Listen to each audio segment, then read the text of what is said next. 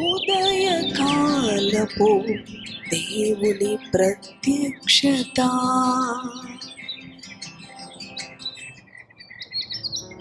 Praise the lord, హల్లెలూయా.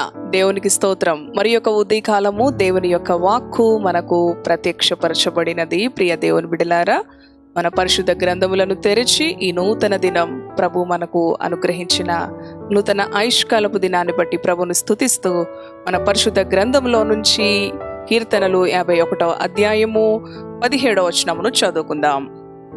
విరిగిన మనసే దేవునికి ఇష్టమైన బలులు.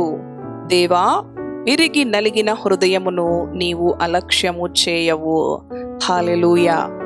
అవును ప్రియ దేవుని బిడ్డలారా, మన ప్రభు ఎదుట ప్రతి ఉదయము కూడా లేచి, గత రాత్రంతా కూడా నా పడక చుట్టూ నీ కంచెను, నీ దూతల సంరక్షణను అనుగ్రహించి మరి ఒక నూతన ఆయుష్కాలపు దినమిచ్చావయ్యా అని మనము సాష్టాంగ నమస్కారము ప్రార్థన చేసి ప్రభువుని స్తుతించాలి.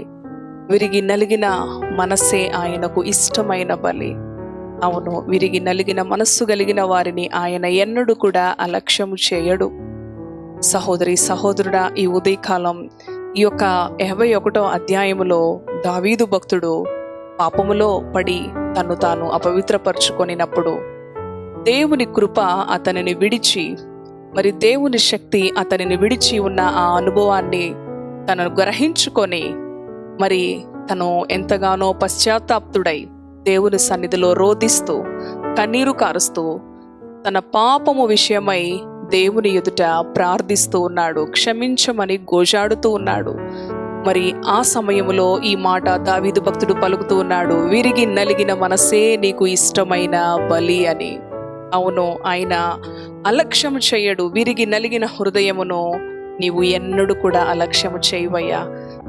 నా పాపాన్ని బట్టి నేను ఒప్పుకుంటున్నాను, సరిదిద్దుకుంటున్నాను, తగ్గించుకుంటున్నాను, నన్ను క్షమించు అని దేవుణ్ణి బ్రతిమిలాడుకున్నాడు. దేవుని సన్నిధిలో పశ్చాత్తాప్తుడై ప్రార్థించాడు. దేవుని కృప కొరకు కన్నీరు కార్చి సాగిలపడి ప్రభువుని బ్రతిమిలాడుకున్నాడు. ఆయన అంగీకరించే వరకు కూడా ఆయన అలక్ష్యము చేయడు. ఈ ఉదయకాలము నీవు కూడా విరిగి నలిగిన మనస్సుతో దేవుని సన్నిధిలో ప్రార్థించిన ఎడల ఎన్నడూ ఆయన నిన్ను తృణీకరించాడు, అలక్ష్యం చేయడు. ఆయన జాలి కలిగిన వాడు. ఆయన ఎన్నడూ కూడా బలిని కోరే దేవుడు కాదు.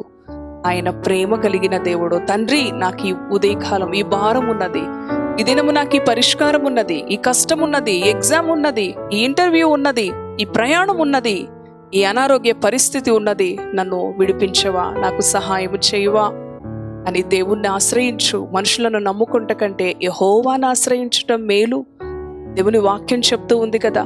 ఆనాడు యోనా నినివే పట్టణ ప్రజలకు దేవుని సువార్తను అందిస్తూ ఉండగా వారందరూ కూడా, రాజు మొదలుకొని పశువుల వరకు కూడా మరి గోనెపట్ట బూడిదలో కూర్చొని వారిని వారు తగ్గించుకొని విరిగి నలిగిన హృదయముతో ఉపవాసము, పశువులు కూడా ఉపవాసముతో పశ్చాత్తాప్తులై ప్రార్థన చేసినప్పుడు ఆయన చేద్దాము అన్న కీడు చేయక మానాడు. వారి మీదకి రప్పించవలసిన ఉగ్రత నుంచి, వారి మీదకి రప్పించవలసిన భయంకరమైన శాపము నుంచి, మరణము నుంచి వారిని తప్పించి వారిని విముక్తి చేశాడు, వారిని విడిపించాడు. వారి పాప బంధకాల నుంచి విడిపించి వారికి రక్షణ ఇచ్చాడు.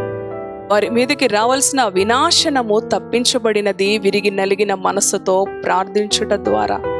యోవేలు గ్రంథంలో చూస్తాము 2వ అధ్యాయంలో. ప్రియ దేవుని బిడలారా, 3వ అధ్యాయంలో గనక మనం చూసినట్లయితే మరి చూడండి, ఆ దేశ ప్రజలందరూ కూడా మరి పాలిచ్చే తల్లులు, మరి పెండ్లి కుమార్తె, నూతనంగా జతపరచబడిన పెండ్లి కుమారుడు అందరూ కూడా వ్రత దినమును పాటించండి, ఉపవాస దినమును పాటించండి, దేవుని ఎదుట మీ పాపములు ఒప్పుకొని మీరు ఆయన తట్టు తిరిగితే ఆయన ఉద్దేశించిన ఆ కీడు, ఆ కరువు, ఆ నష్టం, ఆ ఉగ్రత నుంచి మీరు తప్పించబడతారు అని యోవేలు ప్రవచిస్తూ ఉన్నాడు, మరి బోధిస్తూ ఉన్నాడు, ప్రకటిస్తూ ఉన్నాడు. అటువంటి సమయంలో వారు అందరూ కూడా ఏక మనసుతో, పెద్దలు, తల్లులు, తండ్రులు, పసిపిల్లలు అందరూ దేవుని సన్నిధిలో ప్రార్థించారు. విరిగి నలిగిన హృదయంతో ప్రార్థించాడు. ఆయన అలక్ష్యం చేసే దేవుడు కాదు. దేవుడు నన్ను చూడట్లేదా, నన్ను లక్ష్య పెట్టట్లేదా, నా మొర వినట్లేదా, నా కష్టాలు, నా అనారోగ్యం, నా యొక్క పరిస్థితి ఆయన చూచుచున్న దేవుడు. ఆయన అలక్ష్యం చేసే దేవుడు కాదు, ఆయన నన్ను దృష్టించే దేవుడు అని విరిగి నలిగిన హృదయముతో ఇటు రీతిగా ప్రార్థన చేయి. ఆయన నీకు కృపను అనుగ్రహిస్తాడు, విడుదల అనుగ్రహిస్తాడు, ఆశీర్వాదం అనుగ్రహిస్తాడు. ఈ దినం ఏ పరిస్థితులు నీకు భారంగా ఉన్నాయి, భారభరితంగా ఉన్నాయి, సహోదరి సహోదరుడా, విరిగి నలిగిన మనసే నీకు ఇష్టమైన బలి. విరిగి నలిగిన హృదయము కలిగిన వారిని నువ్వు అలక్ష్యం చేయవు. అటువంటి నలిగిన స్థితి, తగ్గింపు, దీనత్వంతో నీ సన్నిధిలో సాగిలపడి నేను స్తుతించే పరిస్థితి నాకు దయచేయి ప్రభువా, నన్ను విడిపించు ప్రభువా అని ప్రభు యొక్క కృప కలిగిన హస్తాలకు అప్పగించుకో. ప్రభు కృప నీకు మెండుగా తోడుగా ఉంటుంది. ఇటు మాటలు ప్రభు మన వెనుకడిలో దీవించునుగాక. ప్రార్థన చేసుకుందాం. పరిశుద్ధుడు అయిన తండ్రి, జీవము కలిగిన యేసయ్యా, నీ పరిశుద్ధ నామానికి వందనాలు.